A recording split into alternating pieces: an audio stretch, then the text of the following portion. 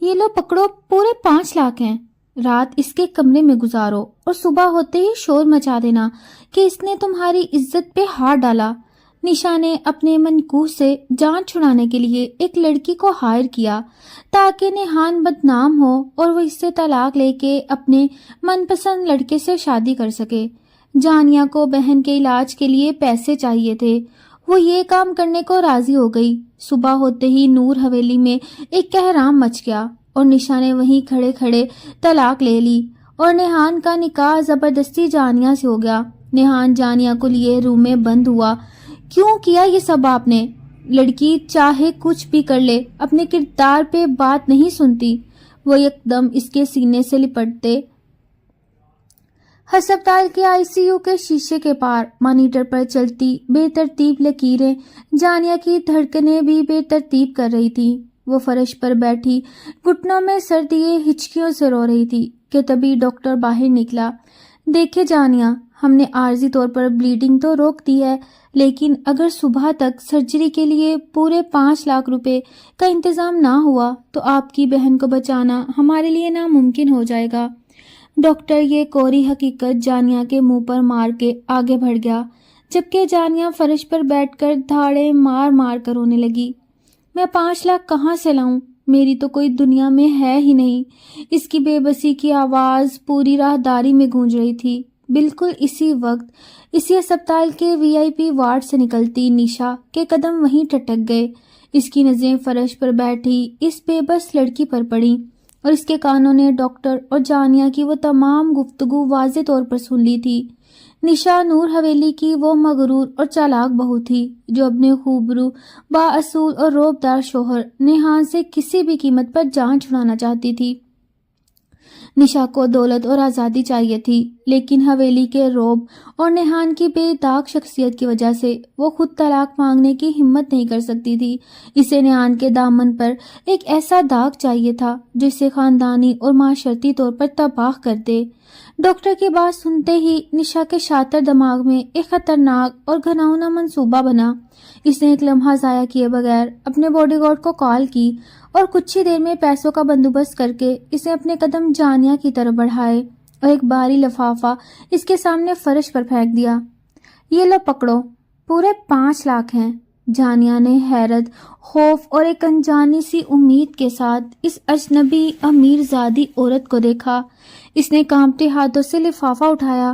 اسے لگا جیسے اللہ نے اس کی سن لی ہے، لیکن نشا کی اگلی بات نے اس کے قدموں تلے سے زمین کھینچ لی۔ یہ پیسے تمہارے ہیں، لیکن ایک شرط ہے۔ نشا کی آواز میں زہر گھلا ہوا تھا۔ آج رات تمہیں میرے شوہر کے کمرے میں گزارنی ہوگی اور صبح ہوتے ہی پورے گھر میں شور مچا دینا کہ اس نے تمہاری عزت پر ہاتھ ڈالا ہے۔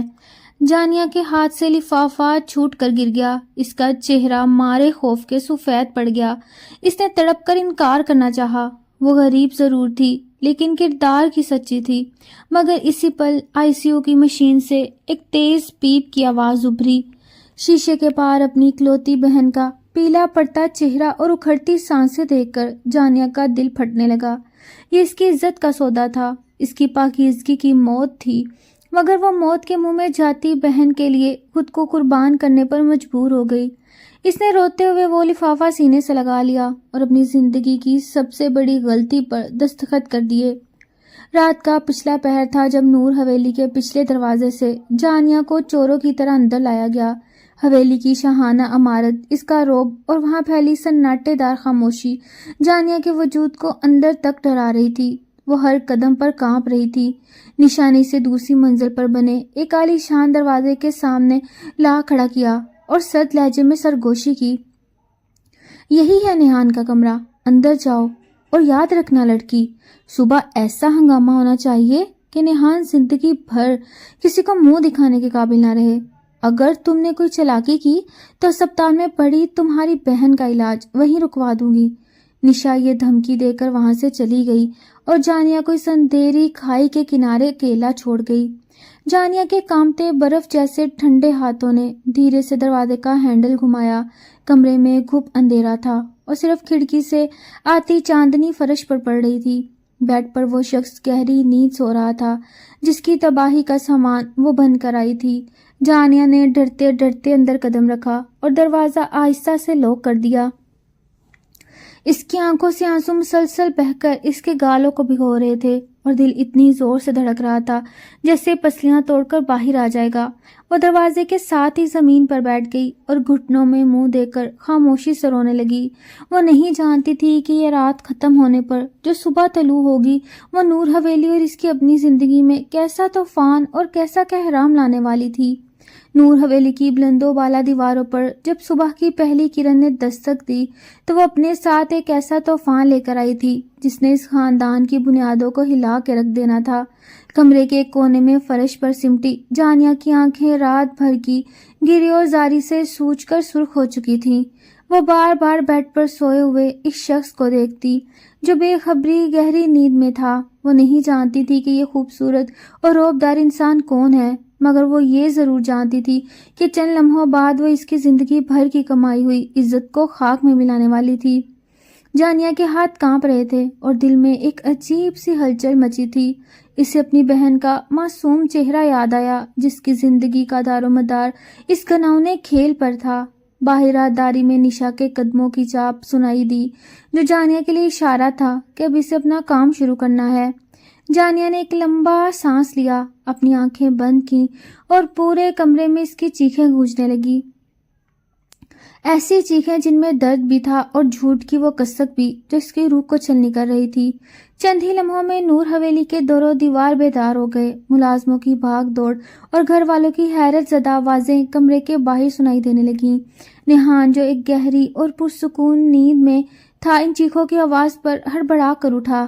اس کی آنکھیں ابھی پوری طرح کھلی بھی نہ تھیں کہ کمرے کا دروازہ دھاڑ سے کھلا اور نشا کے ساتھ حویلی کے بڑے اور ملازم اندر داخل ہو گئے۔ منظر ہی ایسا تھا کہ دیکھنے والوں کی آنکھیں پھٹی کی پھٹی رہ گئیں۔ ایک انجانی لڑکی بیڈ کے پاس زمین پر بیٹھی بری طرح رو رہی تھی اور نیہان جو ابھی ابھی نیند سے بیدار ہوا تھا بالکل حواس باختہ کھڑا تھا۔ نشا نے موقع پاتے ہی ایک ایسا ڈرامہ شروع کیا جس کی مثال ملنا مشکل تھا۔ وہ دھاڑے مار مار کر رونے لگی اور نیہان پر غلیظ الزامات کی بوچھاڑ کر دی۔ میں نے کبھی سوچا بھی نہیں تھا کہ نیہان تم اتنے گرے ہوئے انسان ہوگے۔ میری موجودگی میں تم نے اس معصوم لڑکی کی عزت پر ہاتھ ڈالا۔ نشا کی آواز میں چھپا زہر پورے کمرے میں پھیل رہا تھا۔ نیہان جس کی شخصیت کا رعب پورے شہر میں تھا آج پہلی بار اپنی ہی حویلی میں ایک مجرم کی طرح کھڑا تھا۔ اس کی سمجھ میں کچھ نہیں آ رہا تھا کہ یہ لڑکی کون ہے اور یہ سب کیا ہو رہا ہے۔ حویلی کے بڑے جن کے لیے خاندان کی ناک سب سے بڑھ کر تھی غصے اور شرمندگی سے سرخ ہو رہے تھے۔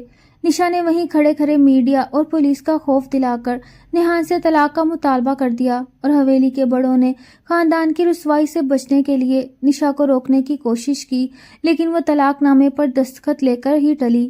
اب سب کی نظریں اس کانپتی ہوئی جانیہ پر تھیں جو سر جھکائے رو رہی تھی۔ حویلی کے بڑے بزرگ نے ایک سخت فیصلہ سناتے ہوئے کہا کہ اس گناہ کا کفارہ صرف ایک ہی صورت میں ہو سکتا ہے کہ ابھی اور اسی وقت نیہان کا نکاح اس لڑکی سے کر دیا جائے تاکہ یہ رسوائی حویلی کی چار دیواری کے اندر ہی دفن ہو جائے۔ نیہان نے احتجاج کرنا چاہا، وہ چیخا کہ وہ اس لڑکی کو جانتا تک نہیں، لیکن اس کے باپ کی ایک ہی نظر نے اسے خاموش کر دیا جس میں خاندان کی عزت کا سوال تھا۔ جانیہ جو خاموش بت بنی یہ سب سن رہی تھی، اسے محسوس ہوا جیسے اس کے گلے میں پھانسی کا پھندا ڈال دیا گیا ہو۔ مولوی صاحب کو بلایا گیا اور چند منٹوں کے اندر وہ نکاح پڑھا دیا گیا جس نے دو اجنبیوں کو ایک ایسے رشتے میں باندھ دیا جس کی بنیاد نفرت جھوٹ پر رکھی گئی تھی۔ نکاح کے فوراً بعد جیسے ہی سب کمرے سے باہر نکلے فضا میں ایک عجیب سی خاموشی چھا گئی۔ نیہان کی آنکھوں میں اب حیرت نہیں بلکہ ایک جنونی غصہ تھا۔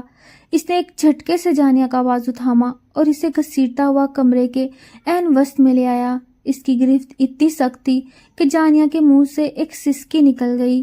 نیہان نے زور سے کمرے کا دروازہ لاک کیا اور جانیہ کے چہرے کے قریب جھک کر اپنی بھاری اور غصیلی آواز میں گھررایا، اب بتاؤ تم کون ہو اور کس کے اشارے پر میری زندگی برباد کرنے آئی ہو؟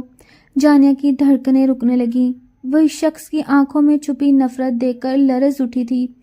اسے احساس ہوا کہ وہ جس طوفان سے بچ کر آئی تھی یہ اس سے بھی بڑا طوفان تھا جو اب اسے اپنی لپیٹ میں لینے والا تھا۔ کمرے کی فضا میں نیہان کے غصے کی تپش اس قدر شدید تھی کہ جانیہ کو اپنا سانس گھٹتا ہوا محسوس ہو رہا تھا۔ نیہان کی انگلیاں اس کے بازو میں دھنستی جا رہی تھیں اور اس کی سرخ خونخوار آنکھیں جانیہ کے وجود کو جیسے بھسم کر دینا چاہتی تھیں۔ بولو، کس نے بھیجا ہے تمہیں؟ کتنی قیمت وصول کیا تم نے میری عزت اور میری زندگی کو اس طرح نیلام کرنے کی؟ نیہان کی دھار سے کمرے کے دور و دیوار بھی جیسے لرز اٹھے تھے۔ جانیہ جو پچھلے کئی گھنٹوں سے ایک مسلسل ذہنی اور جسمانی اذیت سے گزر رہی تھی، اس کا ضبط اب پوری طرح جواب دے گیا تھا۔ خوف، ندامت اور اپنی بیمار بہن کی بے بسی کا خیال اسے اندر سے توڑ چکا تھا۔ نیہان نے غصے کی انتہا پر پہنچ کر جیسے ہی اپنا ہاتھ جانیہ پر تھپڑ مارنے کے لیے ہوا میں بلند کیا تو بچاؤ کے لیے پیچھے ہٹنے کی بجائے جانیہ نے ایک ایسا قدم اٹھایا جس کی نیہان کو تو کیا خود جانیہ کو بھی توقع نہیں تھی۔ وہ ایک دم سے بے ساختہ آگے بڑھی اور دھاڑے مار مار کر روتے ہوئے نیہان کے چوڑے اور مضبوط سینے سے ایسے لپٹ گئی جیسے کوئی ڈرا ہوا بچہ طوفان میں پناہ مانگ رہا ہو۔ نیہان کا اٹھا ہوا ہاتھ ہوا میں ہی منجمد ہو کر رہ گیا۔ اس کا سارا غصہ، ساری وحشت ایک پل کے لیے جیسے کسی گہرے صدمے اور شوق میں بدل گئی۔ جانیہ نے اس کی قمیض کو اپنی چھوٹی چھوٹی مٹھیوں میں اس قدر سختی سے جکڑ رکھا تھا کہ اس کی پوریں سفید پڑ رہی تھیں۔ وہ بے تحاشا رو رہی تھی۔ اس کے گرم آنسو نیہان کے سینے کو بھگو رہے تھے اور اس کی ہچکیوں کے درمیان سے نکلنے والے ٹوٹے پھوٹے الفاظ نیہان کے کانوں میں پگھلے ہوئے سیسے کی طرح اتر رہے تھے۔ مجھے مار دیں، خدا کے لیے مجھے جان سے مار دیں، لیکن میرا یقین کریں، میں بری لڑکی نہیں ہوں۔ جانیہ کی لرزتی آواز میں ایسا کرب اور ایسی سچائی تھی کہ نیہان کا پتھر دل ایک لمحے کے لیے دھڑکنا بھول گیا۔ میری اکلوتی بہن آئی سی یو میں موت سے لڑ رہی تھی۔ ڈاکٹر نے سرجری کے لیے صبح تک کا وقت دیا تھا۔ مجھے اس کی سانسیں خریدنے کے لیے 5 لاکھ کی ضرورت تھی اور میرے پاس کچھ نہیں تھا۔ آپ کی بیوی نشا نے ہسپتال میں مجھے وہ پیسے دیے اور مجھ سے میری عزت کا سودا کر لیا۔ یہ سنتے ہی نیہان کے دماغ میں جیسے کوئی بم پھٹا ہو۔ نشا کا نام سن کر اس کے ذہن میں الجھے ہوئے سارے دھاگے سلجھتے گئے اور ساری سازش شیشے کی طرح صاف ہو گئی۔ جانیہ اب بھی اس کے سینے سے لگی روئے جا رہی تھی۔ میں مجبور تھی، میں اپنی بہن کو مرتا ہوا نہیں دیکھ سکتی تھی۔ مجھے معاف کر دیں، میرا کردار برا نہیں ہے، میرے حالات برے تھے۔ نیہان کے اندر ایک طوفان برپا تھا۔ جس لڑکی کو وہ چند لمحے پہلے ایک طوائف اور شاطر بلیک میلر سمجھ کر جان سے مار دینا چاہتا تھا، وہ تو خود حالات کی ماری ایک معصوم اور بے بس لڑکی نکلی جس نے اپنوں کی جان بچانے کے لیے اپنی ذات کی اتنی بڑی قربانی دے دی تھی۔ نیہان نے دھیرے سے اپنا ہاتھ جانیہ کے کامتے ہوئے کندھوں پر رکھا اور اسے سختی کی بجائے ایک عجیب سی نرمی سے خود سے الگ کیا۔ جانیہ کی سوجی ہوئی آنکھیں، بکھرے بال، خوفزدہ لرزتے ہونٹ اور آنسوؤں سے بھیگا ہوا معصوم چہرہ دیکھ کر نیہان کے اندر پہلی بار اس کے لیے نفرت کی بجائے ایک انجانا سا دکھ اور دل کے کسی گہرے تاریک کونے میں ایک عجیب سی کشش پیدا ہوئی۔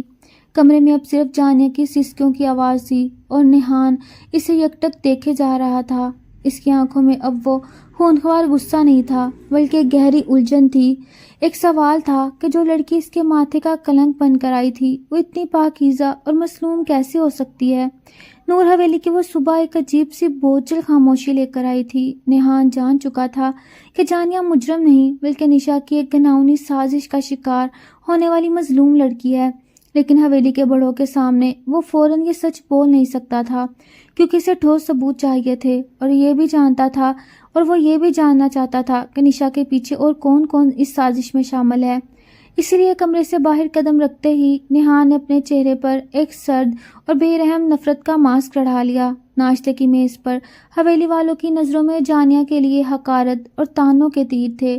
اسے لالچی اور گھٹیا عورت کہا جا رہا تھا، اور نیہان نے بھی سب کے سامنے سخت لہجے میں اعلان کر دیا کہ یہ لڑکی صرف اس کے نام کی مجبوری ہے، اس کا اس حویلی میں کوئی مقام نہیں۔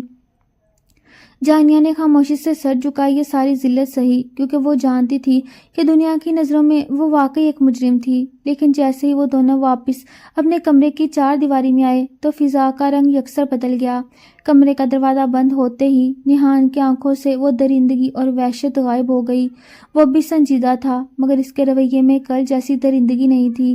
نیہان واش روم جانے لگا تو اس نے اپنی ایک انتہائی قیمتی اور پسندیدہ کڑک سیاہ شرٹ بیڈ پر رکھی اور اپنے مخصوص روبدار لہجے میں جانیہ کو حکم دیا کہ اسے استری کرے۔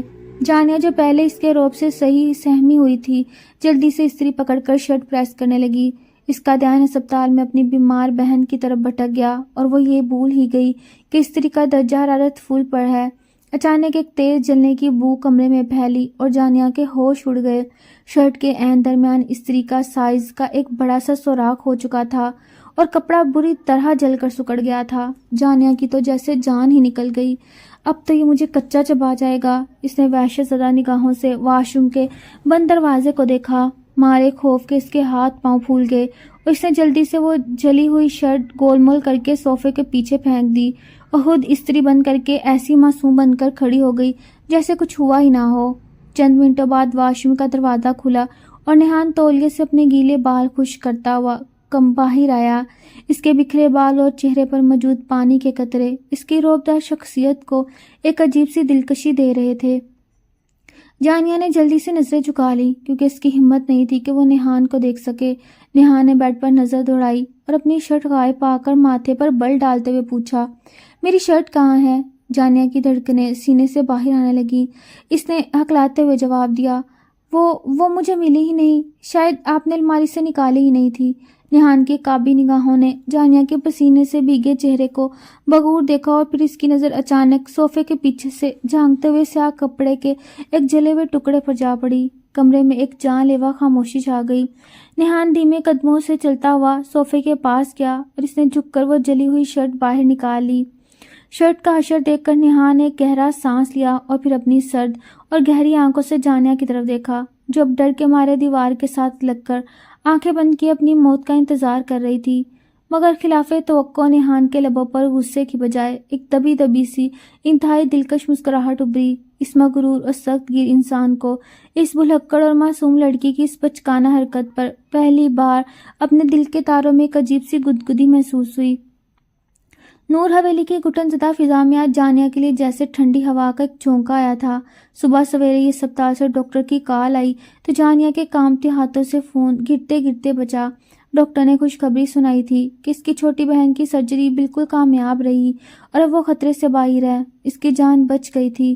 یہ سنتے ہی جانیہ وہیں فرش پر سجدے میں گر پڑی اور اس کی آنکھوں سے شکرانے کے آنسو بہہ نکلے۔ وہ بے تحاشا رو رہی تھی لیکن آج ان آنسوؤں میں دکھ کی بجائے ایک سکون تھا۔ دروازے پر کھڑا نیہان خاموشی سے یہ سارا منظر دیکھ رہا تھا۔ جانیہ کی اپنی بہن کے لیے تڑپ اور خوشی دیکھ کر نیہان کے دل میں اس کے لیے عزت اور بھی بڑھ گئی۔ وہ جان گیا تھا کہ یہ لڑکی لالچی نہیں بلکہ محبت کرنے والی ایک فرشتہ صفت انسان ہے۔ بہن کی طرف سے بے فکر ہونے کے بعد جانیہ کے اندر کی وہ شوق اور چنچل لڑکی جیسے دوبارہ زندہ ہونے لگی تھی۔ اس نے سوچا کہ جس شخص کے پیسوں سے چاہے وہ نشا نے دیے تھے لیکن تھے تو نیہان کے، اس کی بہن کی جان بچی ہے، اس سے اس کا کچھ تو خیال رکھنا چاہیے۔ اسی ارادے سے وہ دوپہر کو نیہان کے لیے کافی بنانے کچن میں چلی گئی۔ حویلی کا بڑا سا کچن اور وہاں موجود ملازمین جانیہ کو حقارت سے دیکھ رہے تھے جس کی وجہ سے وہ نروس ہو گئی اور گھبراہٹ میں کافی کے مگ میں چینی کی جگہ 2 چمچ بھر کر نمک ڈال دیا۔ جانیہ بڑی احتیاط سے وہ دھواں اڑاتی کافی لے کر کمرے میں آئی جہاں نیہان اپنے لیپ ٹاپ پر کچھ کام کر رہا تھا۔ جانیہ نے ڈرتے ڈرتے مگ اس کے سامنے رکھا۔ نیہان نے بغیر اس کی طرف دیکھے مگ اٹھایا اور کافی کا ایک بڑا گھونٹ بھر لیا۔ اگلے ہی سیکنڈ نیہان کا چڑھا کڑواہٹ سے بری طرح بگڑ گیا۔ اس نے کھانستے ہوئے بمشکل کافی اندر اتاری اور غصے سے مگ واپس زمین پر پٹکا۔ یہ کیا زہر بنایا ہے تم نے؟ نیہان کی کڑکتی ہوئی آواز پر جانیہ اچھل پڑی۔ کیا ہوا؟ میں نے تو بہت اچھی کافی بنائی تھی، جانیہ نے ہکلاتے ہوئے کہا اور پھر احتیاط سے مگ اٹھا کر ایک چھوٹا سا گھونٹ لیا۔ نمک کا ذائقہ زبان پر لگتے ہی اس کی آنکھیں پھٹی کی پھٹی رہ گئیں۔ اسے اپنی بے وقوفی کا احساس ہوا۔ تمہارے شرمندگی اور ڈر کے اس نے جلدی سے اپنے دونوں کان پکڑ لیے اور ہونٹ سکیک کر ایک انتہائی معصوم اور رونے والی شکل بنا لی۔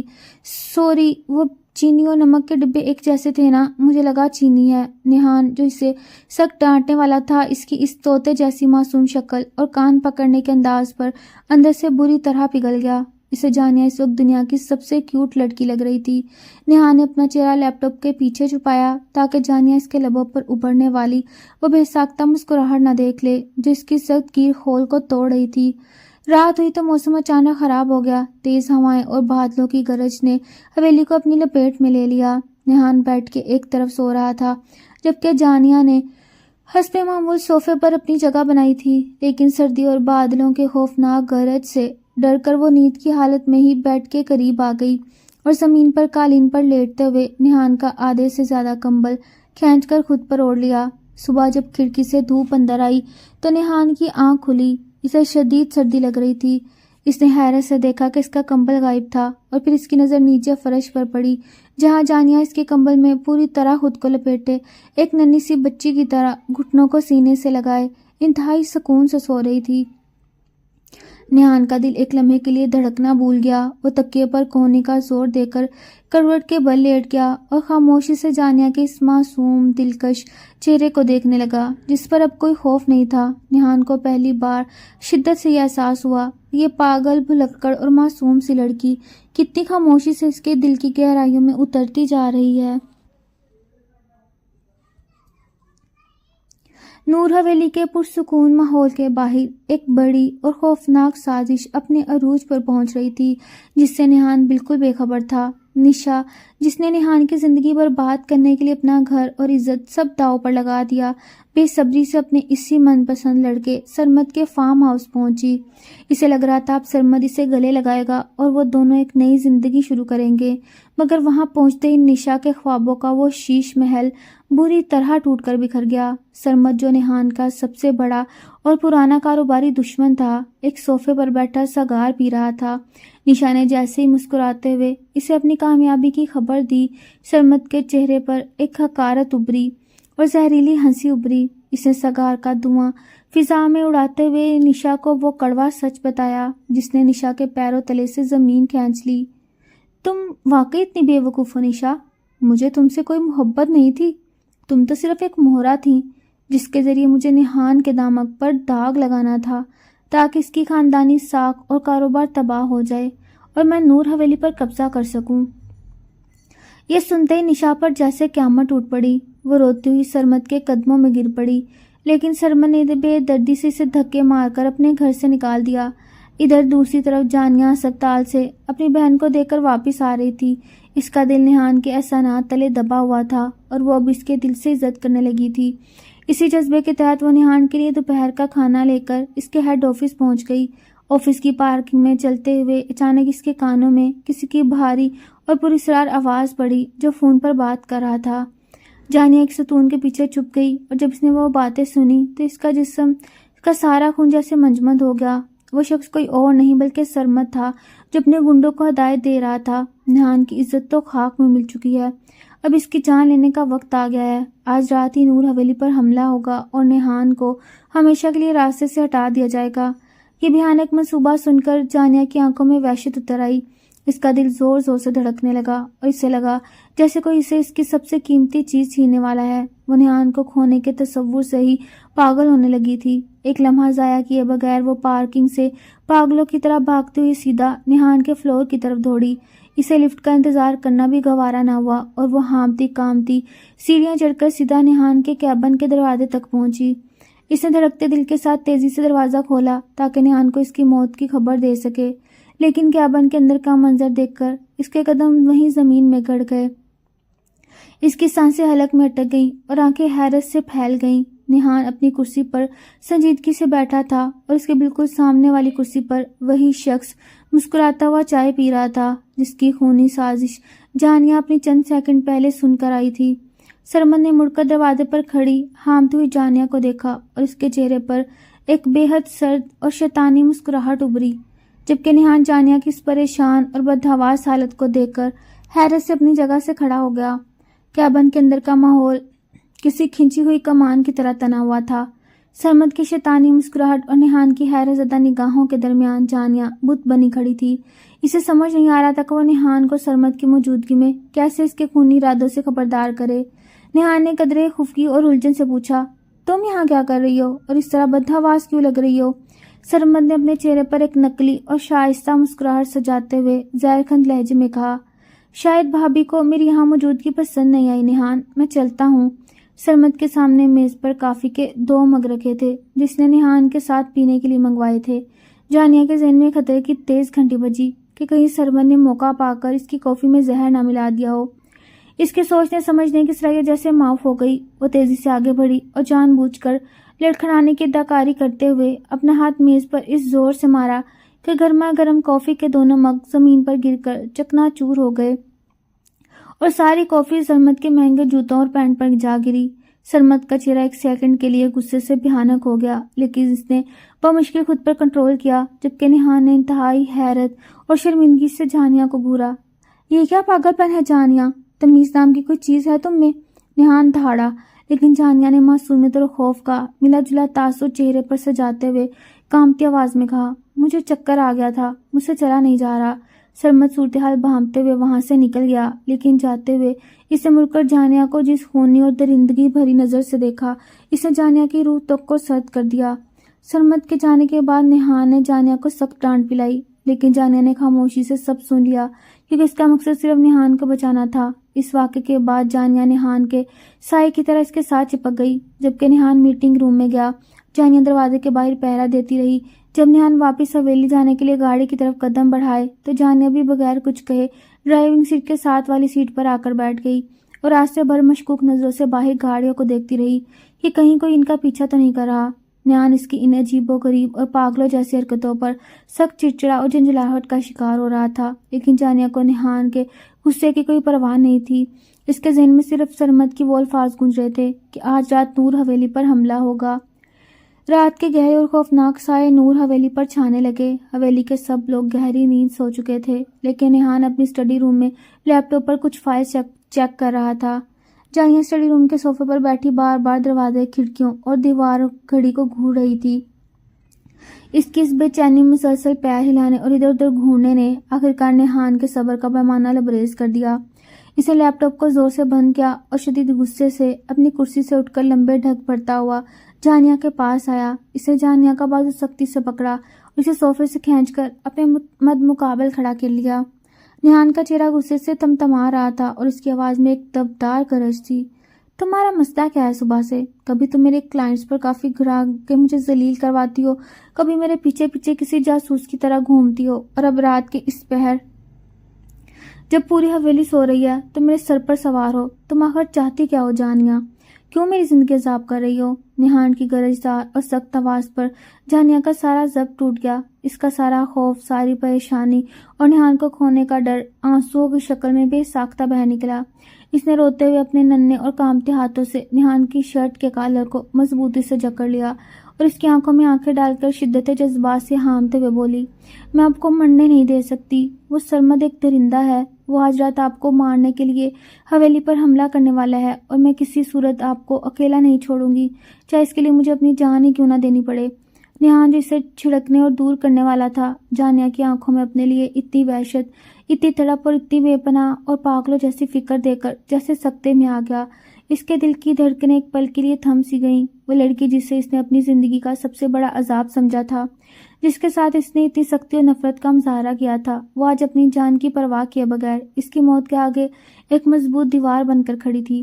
جانیہ کے ان بے ساختہ اور تڑپتے ہوئے الفاظ نے جیسے وقت کی رفتار کو ساکت کر دیا۔ نیہان کے دل کی دھڑکنیں ایک عجیب اور انجانی سی لے پر دھڑکنے لگیں۔ اس کی نظریں جانیہ کے آنسوؤں سے بھیگے سرخ چہرے پر جمی تھیں، جہاں اس کے لیے اپنے لیے پاگلوں جیسی فکر اور دیوانگیاں یہاں تھی۔ نیہان نے دھیرے سے اپنے مضبوط ہاتھ جانیہ کے ان کانپتے ہوئے ننھے ہاتھوں پر رکھے جس کے کالر کو جکڑے ہوئے تھے اور انہیں انتہائی نرمی سے چھڑوا کر اپنے ہاتھوں کے اثار میں لیا۔ تم یہ سب کیا کہہ رہی ہو جانیہ؟ نیہان کی آواز میں وہ مخصوص سختی اور روب غائب تھا۔ اس کی جگہ ایک حیران کن ملائمیت نے لے لی۔ جانیہ نے ہچکیوں کے درمیان اسے پارکنگ میں سنی گئی سرمد کی وہ پوری خونی گفتگو لفظ بہ لفظ بتا دی۔ نیہان کا چہرہ ایک لمحے کے لیے غصے اور انتقام سے تن گیا۔ اسے اپنی خاندانی اور کاروباری دشمنی کا تو علم تھا، لیکن سرمد اس حد تک گر جائے گا اس نے نہیں سوچا تھا۔ اس نے فوراً اپنا فون نکالا اور حویلی کے سیکورٹی گارڈز کو الرٹ کرنے لگا، لیکن اسی دوران باہر موسم نے ایک بھیانک کروٹ لی۔ آسمان پر کالی گھٹائیں چھا گئی اور ایک زوردار گرج کے ساتھ شدید طوفانی بارش شروع ہو گئی۔ اس سے پہلے کہ نیہان گارڈ سے پوری بات کر پاتا، حویلی کی مین پاور سپلائی کسی نے کاٹ دی اور پورا کمرہ بلکہ پوری حویلی گپ اندھیرے میں ڈوب گئی۔ اندھیرا ہوتے ہی جانیہ کے منہ سے ایک دبی ہوئی چیخ نکلی اور وہ خوف کے مارے پیچھے ہٹتے ہوئے کسی چیز سے ٹکرا کر گرنے ہی والی تھی کہ نیہان کے مضبوط بازوؤں نے اسے گرنے سے پہلے ہی اپنی گرفت میں لے لیا۔ نیہان نے اسے کھینچ کر اپنی سینے سے لگا لیا۔ اندھیرے میں صرف کھڑکی سے چمکتی بجلی کی روشنی آ رہی تھی، جس میں نیہان نے دیکھا کہ جانیہ طوفان اور اندھیرے کے خوف سے بری طرح کانپ رہی تھی اور اسے اپنا چہرہ نیہان کے سینے میں چھپا رکھا تھا۔ نیہان کے اندر کا مرد اس لڑکی کی اس کمزوری اور اپنے لیے اس کے اس اندھے اعتماد پر پوری طرح پگھل گیا۔ اس نے اپنا ایک ہاتھ جانیہ کی کمر پر رکھا اور دوسرے ہاتھ سے اس کے سر کو سہلاتے ہوئے سرگوشی کی۔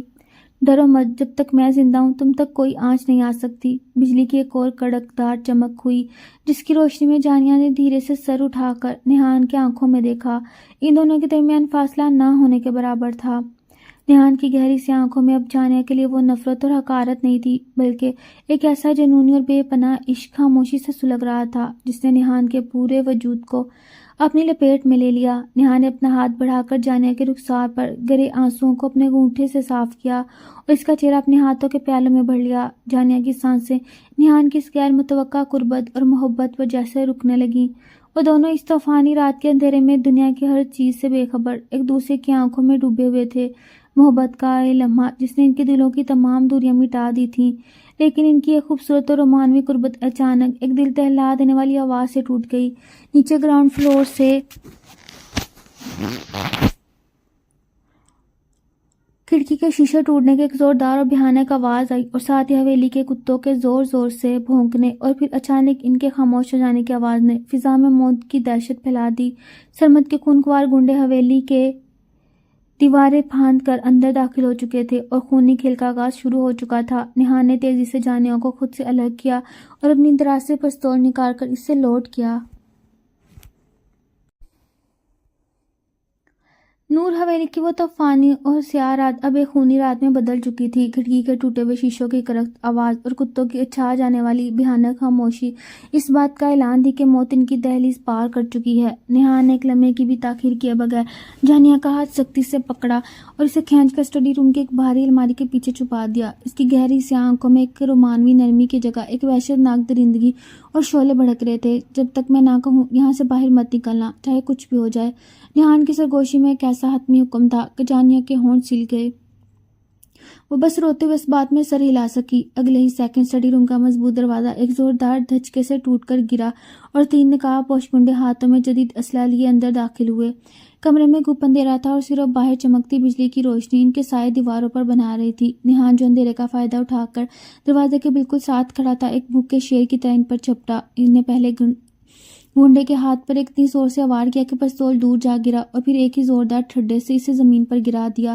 دوسرے گنڈے نے فائر کرنا چاہا، لیکن نیہان نے پھر سے اس کا بازو موڑ کر اپنے پستول کا دستہ اس کے سر پر دے مارا، جس سے وہ وہیں ڈھیر ہو گیا۔ لڑائی کی اس خوفناک آواز، ٹوٹتے فرنیچر اور اندھیرے میں چلتی مکوں لاتوں نے جانیہ کی جان نکال دی۔ وہ الماری کے پیچھے سکڑی، کانپتے ہاتھوں سے اپنے کان بند کیے مسلسل نیہان کی زندگی کی دعائیں مانگ رہی تھی۔ نیہان تن تنہا ان خونی درندوں کا مقابلہ کر رہا تھا۔ اس نے 2 کو تو گرا دیا، لیکن تیسرا گنڈا جو قد کاٹ میں سب سے بڑا تھا، اس نے پیچھے سے نیہان پر وار کیا اور وہ دونوں زمین پر گر کر گتھم گتا ہو گئے۔ اسی دوران باہر سے مزید گنڈوں کے قدموں کی آوازیں آنے لگیں۔ حویلی کے گارڈز کا بھی فائرنگ کا تبادلہ شروع ہو چکا تھا، لیکن سرمد کے بھیجے ہوئے لوگ تعداد میں بہت زیادہ تھے۔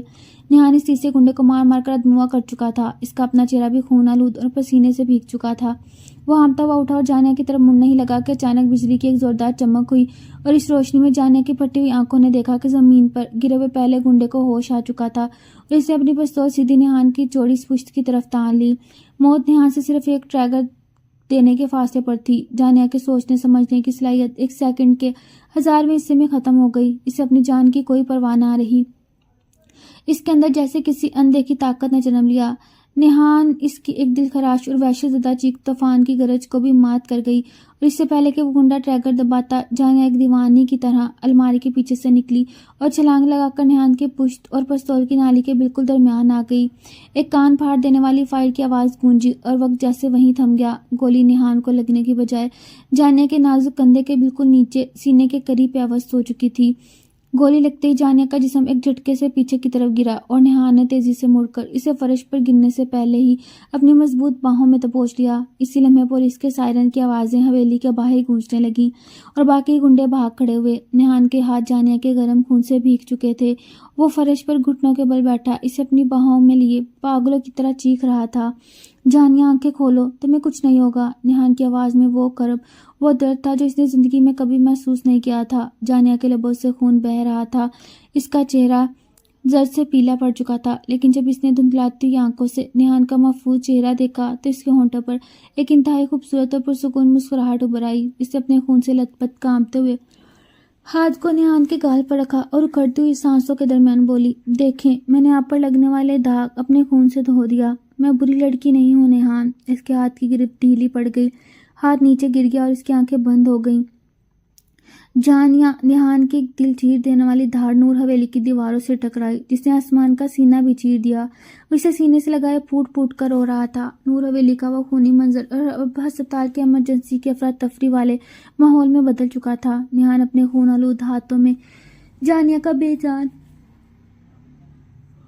और ठंडा पड़ता वजूद उठाए पागलों की तरह कॉरिडोर में भाग रहा था। इसकी गरजदार और वहशत ज़दा आवाज़ पूरे अस्पताल को हिला रही थी। डॉक्टर, कोई बचाए इसे, मेरी जान जा रही है डॉक्टर। इसकी कमीज जानिया के खून से लथपथ थी और इसके चेहरे पर वो वहशत थी जो देखने वालों के दिल को दहला रही थी। डॉक्टर्स और नर्सों की टीम फौरन स्ट्रेचर लेकर दौड़ी, लेकिन निहान जानिया को अपने बाजू से अलग करने पर तैयार ही नहीं था। इससे लग रहा था अगर इसने जानिया को छोड़ा तो हमेशा के लिए इससे दूर चली जाएगी। बमुश्किल इसे दूर किया गया और जानिया को ऑपरेशन थिएटर ले जाया गया। सूरत बत्ती जल उठी और निहान थिएटर के बंद दरवाजे के बाहर एक ही बेजान बुत की तरह खड़ा रह गया। इसके हाथों से जानिया का खून टपक रहा था और इसके कानों में जानिया के आखिरी अल्फाज थोड़े की तरह बरस रहे थे। मैंने अपना दाग धो दिया, मैं बुरी लड़की नहीं हूँ निहान। वो शख्स जिसके आगे पूरा शहर सर झुकाता था एक बंद दरवाजे के बाहर घुटनों के बल फर्श पर गिर पड़ा। इससे अपने खूनालूद चेहरे पर रखे और बच्चों की तरह दाढ़े मारकर रोने लगा। इसकी हालत देखकर वहां मौजूद हर आंख अश्कबार थी। इसी दौरान हवेली के बड़े और पुलिस भी वहां पहुंच गई। निहान का करीबी दोस्त और मैनेजर जो पुलिस के साथ हवेली की तलाशी लेकर आया था, इसके हाथ में जानिया का वो पुराना सा बैग आया जो इसने हवेली में छोड़ा था।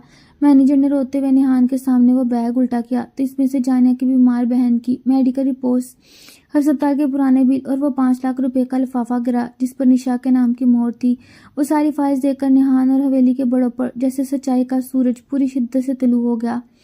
निहान को अब समझ आ रहा था इस मासूम लड़की ने रात के अंधेरे में अपनी इज्जत का सौदा अपनी जात के लिए नहीं बल्कि मौत के मुंह में जाती अपनी बहन के लिए किया था। वो एक तवाइफ नहीं बल्कि एक फरिश्ता थी जिसने आज निहान की जान बचाने के लिए अपनी जान कुर्बान कर दी। सच्चाई का ये बोझ निहान को अंदर से चीर रहा था। तभी कॉरिडोर में एक और हंगामा हुआ। निशा, जिसके बाल बिखरे हुए थे, कपड़े मट्टी में अटे हुए थे और चेहरा पछतावे के आंसुओं से भीगा था, वो पागलों की तरह भागती हुई आई। सरमद की धोखाधड़ी और फिर इसके गुंडों की हवेली पर हमले की खबर सुनकर निशा की रूह कांप गई। इसे निहान के कदमों में गिरकर हवेली के तमाम बड़ों और पुलिस के सामने अपने गुनाह का इतराफ कर लिया। इसने रोते हुए चिल्ला चिल्लाकर बताया कि जानिया बिल्कुल पाक दामन है। इसने ही जानिया को मजबूरी का फायदा उठाकर इसे ब्लैकमेल किया था ताकि निहान को बदनाम करके तलाक ले सके। ये सच सुनकर हवेली के बड़ों के सर शर्म से झुक गए जिन्होंने इस मासूम लड़की पर तोहमत लगाई, जबकि निहान का दिल चाह रहा था कि वो निशा को वहीं जान से मार दे, लेकिन इसके हाथ बंधे थे क्योंकि इसकी अपनी जान इस वक्त ऑपरेशन थिएटर के अंदर मौत से लड़ रही थी। घुटनों की इज्जतनाक तवालत के बाद अचानक ऑपरेशन थिएटर की सुर्ख बत्ती बुझ गई। निहान एक झटके से उठा और दरवाजे की तरफ लिपका। डॉक्टर चेहरे से मास्क हटाता हुआ इंतहाई थके हुए और संजीदा कदमों से बाहर आया। निहान की फटी हुई और उम्मीद भरी आंखें डॉक्टर के चेहरे को तक रही थी। इसने कांपते होंठों से पूछा, मेरी जानिया कैसी है डॉक्टर? वो ठीक है ना? डॉक्टर ने गहरा सांस लिया, अपनी नजरें झुकाई और इंतहाई अफसुर्दा लहजे में बोला, निहान साहब, गोली दिल के बहुत करीब लगी थी और खून बहुत ज्यादा बह चुका है।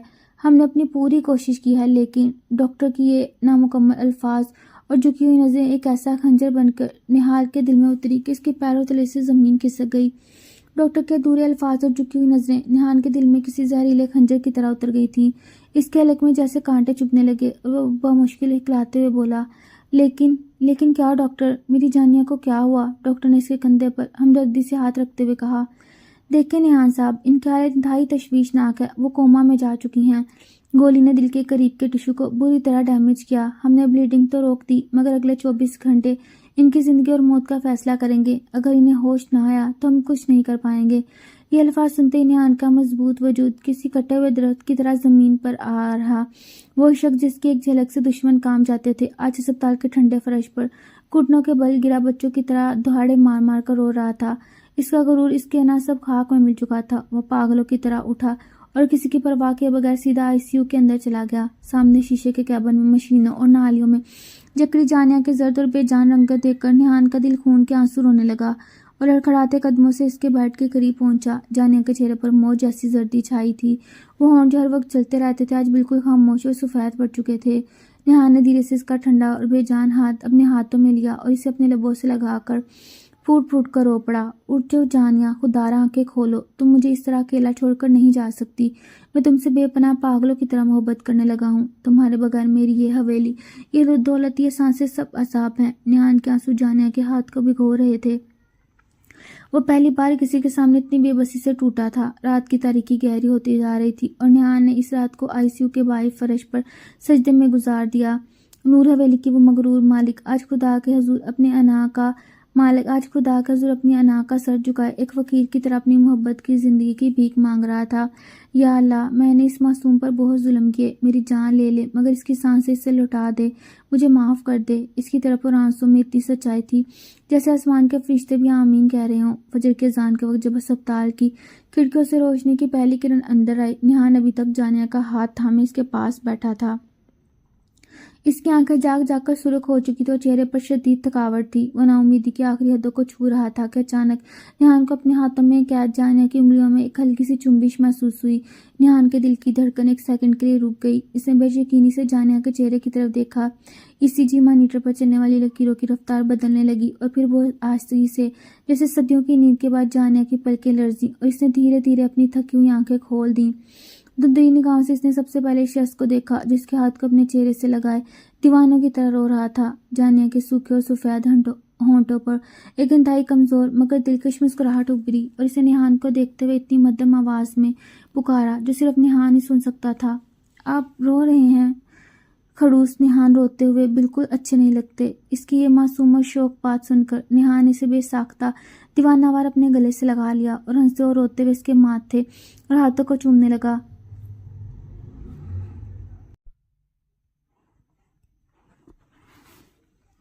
جانیہ کو پرائیویٹ روم میں شفٹ کر دیا گیا تھا جہاں نور حویلی کے تمام بڑے سر جھکائے، آنکھوں میں شرمندگی کے آنسو لیے اس کے سامنے کھڑے تھے۔ حویلی کے سب سے بڑے بزرگ نے آگے بڑھ کر جانیہ کے سر پر ہاتھ رکھا اور روتے ہوئے اس معصوم لڑکی سے معافی مانگی جس پر انہوں نے بنا سوچے سمجھے اتنی بڑی تہمت لگا دی تھی۔ جانیہ جو فطرتاً ایک نرم دل اور فرشتہ صفت لڑکی تھی، اس نے فوراً ان کے ہاتھ چوم لیے اور کہا کہ وہ تو انہیں اپنا خاندان مان چکی ہے اور اپنوں سے کوئی گلہ نہیں ہوتا۔ اس کی اس درگزر اور بڑکپن نے حویلی والوں کے دلوں میں اس کا مقام ہمیشہ کے لیے امر کر دیا۔ وقت کے پروں پر اٹھتے ہوئے چند ماہ گزر چکے تھے اور نور حویلی جس نے کبھی سازشوں اور آنسوؤں کا عذاب سہا تھا، اب جانیہ کی شوق، ہنسی اور نیہان کے بے پناہ عشق سے مہک رہی تھی۔ جانیہ کی چھوٹی بہن مکمل طور پر صحتیاب ہو کر اپنی پڑھائی جاری رکھے ہوئے تھی اور نیہان نے اسے اپنی سگی بہنوں سے بڑھ کر پیار اور اعلیٰ ترین سہولیات دے رکھی تھی۔ جانیہ اب صرف نیہان کی دھڑکن ہی نہیں بلکہ پورے خاندان کی آنکھ کا تارا بن چکی تھی۔ حویلی کا ہر فرد اس کے ایک اشارے پر جان چھڑکتا تھا اور وہ نور حویلی کی لاڈلی مالکن کے روپ میں سب کے دلوں پر راج کر رہی تھی۔ مگر ان سب کے باوجود جانیہ کے اندر کی وہ چلبلی اور بچکانہ لڑکی آج بھی زندہ تھی جو نیہان سے چھوٹی چھوٹی باتوں پر روٹھ جایا کرتی، اور نیہان جو کبھی ایک روبدار، سخت اور غصیلا انسان ہوا کرتا تھا، اب اپنی اس پاگل سی بیوی کے نخرے اٹھانے میں دنیا کا سب سے بڑا سکون محسوس کرتا تھا۔ آج رات بھی نور حویلی کے اس عالیشان بیڈ روم کا منظر کچھ ایسا ہی تھا۔ جانیہ منہ پھلائے، ماتھے پر تیوریاں چڑھائے، بازو سینے پر باندھے بیڈ کے بالکل کونے میں بیٹھی اس کا غصہ ساتویں آسمان پر تھا۔ نیہان جب آفس سے تھکا ہارا کمرے میں داخل ہوا تو اپنی شرارتی ملکہ کو اس طرح ناراض بیٹھے دیکھا اس کی ساری تھکاوٹ ایک پل میں ہوا ہو گئی۔ وہ اپنے کوٹ کے بٹن کھولتا ہوا ایک انتہائی دلکش مسکراہٹ کے ساتھ اس کے قریب آیا اور بیڈ پر بیٹھتے ہوئے انتہائی نرمی سے بولا، اب میری جان کو کیا ہو گیا؟ یہ چاند سا چہرہ کیوں اترا ہوا ہے؟ جانیہ نے تیزی سے منہ دوسری طرف موڑ لیا اور انتہائی خفگی سے بولی، اب مجھ سے بات مت کریں، اب تو اپنے کام کے علاوہ کچھ یاد ہی نہیں۔ میں صبح کہا تھا مجھے رات کو اپنی پسند کی آئس کریم کھانے جانا ہے، لیکن آپ جان بوجھ کر لیٹ آئے۔ مجھے بتایا مجھ سے اب پیار نہیں کرتے۔ جانیہ کی اس معصوم بچگانہ سراسر جھوٹی شکایت پر نیہان کا دل چاہا کہ وہ اسے وہیں کچا چبا جائے۔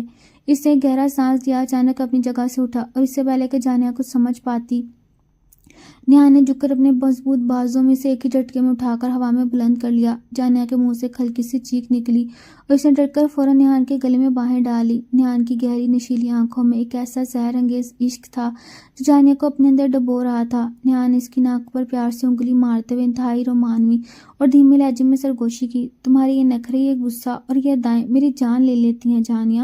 اگر تم کہو تو میں ساری دنیا، سارا کاروبار تمہارے قدموں میں لا کر رکھ دوں۔ یہ آئس کریم تو بہت چھوٹی چیز ہے، حکم کرے میری ملکہ، کہاں چلنا ہے؟ نیہان کی اس دیوانگی اور محبت بھرے انداز پر جانیہ کا سارا غصہ جیسے کسی موم کی طرح پگھل گیا۔ اس کے ہونٹوں پر ایک انتہائی خوبصورت اور میٹھی سی مسکراہٹ پھیل گئی اور اس نے اپنا سر نیہان کے چوڑے سینے پر رکھ دیا۔ کمرے کی اس رومانوی فضا میں ان دونوں کی کھلکھلاتی ہوئی ہنسی گونجنے لگی، وہ ہنسی جس نے نور حویلی کی دیواروں میں ہمیشہ کے لیے محبت کے لازوال رنگ بھر دیے تھے۔